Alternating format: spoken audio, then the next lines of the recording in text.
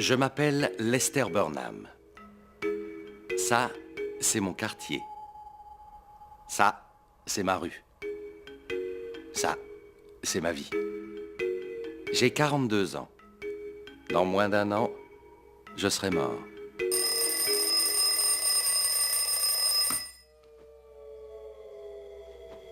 Bien sûr, je ne le sais pas encore. En un sens, je suis déjà mort. Voyez cet homme de 40 ans. Il a 40 ans. Il sait donc. Il sait le grand secret de toute créature, le secret le plus universellement connu et qui pourtant n'a jamais filtré, le secret d'État entre tous, le secret le plus universellement confié de proche en proche, de l'un à l'autre, à demi-voix basse, au long des confidences, au secret des confessions, au hasard des routes, et pourtant le secret le plus hermétiquement secret. Le vase de secret le plus hermétiquement clos. Le secret qu'on n'a jamais écrit. Le secret le plus universellement divulgué et qui des hommes de 40 ans n'est jamais passé par-dessus les 37 ans, par-dessus les 35 ans, par-dessus les 33 ans, n'est jamais descendu aux hommes d'en dessous. Il sait. Et il sait qu'il sait. Il sait que l'on n'est pas heureux. Il sait que depuis qu'il y a l'homme, nul homme jamais n'a été heureux.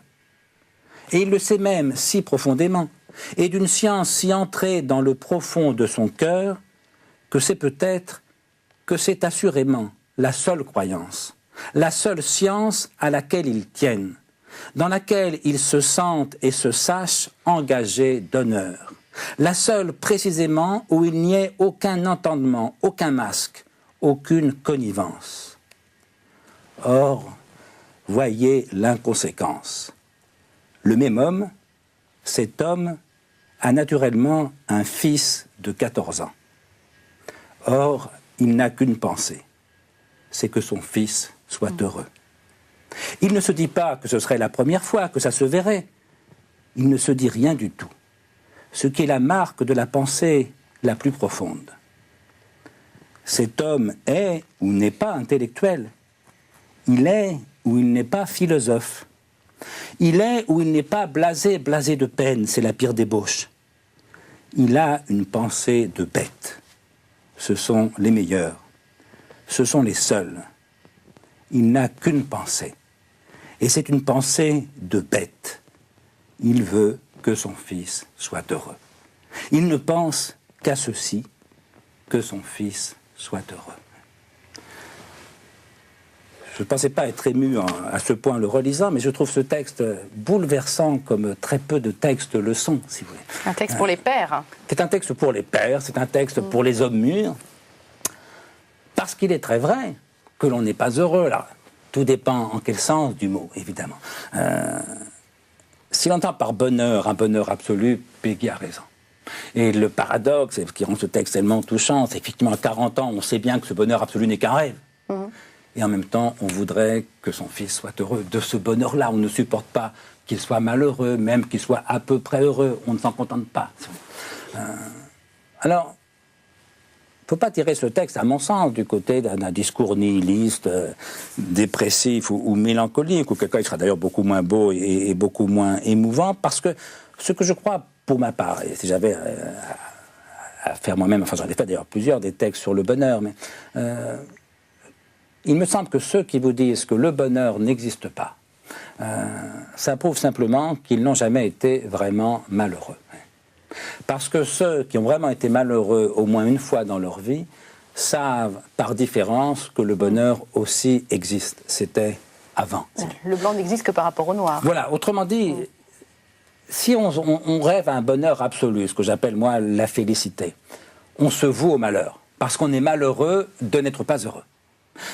Si au contraire on comprend que être heureux c'est ne pas être malheureux, alors effectivement, on est heureux de ne pas être malheureux. On est heureux parce que la vie est à peu près facile, parce que la vie est agréable. Autrement dit, ce que j'appelle moi le bonheur, quand j'en parle, c'est tout espace de joie, pendant tout espace de temps où la joie paraît immédiatement possible. C'est pas une joie continue, ça n'existe pas. Personne n'est joyeux 24 heures sur 24, c'est pas ça le bonheur. Simplement, il arrive d'un certain moment, vous vous réveillez le matin, vous avez le sentiment que toute joie est impossible, que vous ne pouvez pas être heureux. Par exemple, parce que vous avez perdu un être cher. Ça, c'est le malheur. Et puis, quand vous réveillez le matin, la joie n'est pas forcément là. Mais vous savez qu'elle peut être là. C'est ce que j'appelle le bonheur. Ouais. Mais ça, c'est le bonheur de l'homme de 40 ans. C'est le bonheur relatif, avec des hauts et des bas, qui inclut une part de souffrance, une part d'angoisse. Ce que je trouve bouleversant dans le texte de Péguy, c'est qu'à 40 ans, on peut se contenter de ce bonheur-là pour soi, mais qu'on ne peut pas s'en contenter pour ses enfants.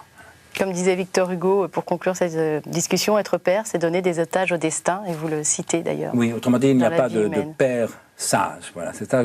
Une fois, une femme me l'a dit, je faisais une conférence, j'étais plus jeune que maintenant, une conférence sur la sagesse, sans doute de façon un peu plus confiante ou crédule que je ne le ferais maintenant.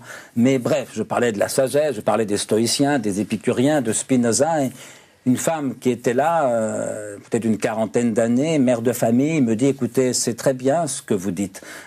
Simplement, quand on a des enfants, ça ne marche pas. » Et moi qui avais des enfants, j'ai dû lui dire « Madame, vous avez évidemment raison. » Voilà, autrement dit, et on rejoint là le texte de Péguy, l'homme de 40 ans, s'il n'est pas trop bête, il a fait un effort de lucidité, il s'est rapproché d'une forme de sagesse, vous voyez, mais il n'y a pas de parent sage, parce qu'au fond, être père ou mère, c'est savoir que son bonheur dépend du bonheur d'un autre. Et, alors c'est peut-être ça, au fond, l'histoire de ma vie. J'étais enfant, mon bonheur dépendait du bonheur de ma mère, et donc je n'étais pas heureux. Et maintenant que j'ai non plus 40 ans, mais 55 ans maintenant, mon bonheur dépend du bonheur de mes enfants. Alors par chance, ils sont beaucoup moins malheureux que ne l'était ma mère, et donc ça me complique beaucoup moins la vie. Mais voilà, c'est peut-être ça aussi qu'il faut dire, c'est pourquoi est-ce que je ne crois pas ou plus à la sagesse. Ben, c'est que la sagesse, c'est s'occuper de ce qui dépend de soi, comme disaient les stoïciens. Mais que quand on aime, et spécialement quand on aime ses enfants, ben, l'essentiel ne dépend pas de vous. Parce que l'essentiel, c'est la santé et le bonheur de vos enfants. Il y a tant de beauté dans le monde. Parfois, j'ai l'impression qu'elle me submerge de partout en même temps, et c'en est trop. Mon cœur se remplit comme un ballon prêt à exploser. Et là, je comprends qu'il faut que je lâche prise, que j'arrête d'essayer sans cesse de m'y raccrocher. Et ça glisse sur moi comme de la pluie. Et je ne peux plus rien éprouver d'autre que de la gratitude pour chaque instant de mon insignifiante petite vie. Vous ne comprenez pas ce que je suis en train de vous dire, n'est-ce pas? Ne vous en faites pas, un jour, vous comprendrez.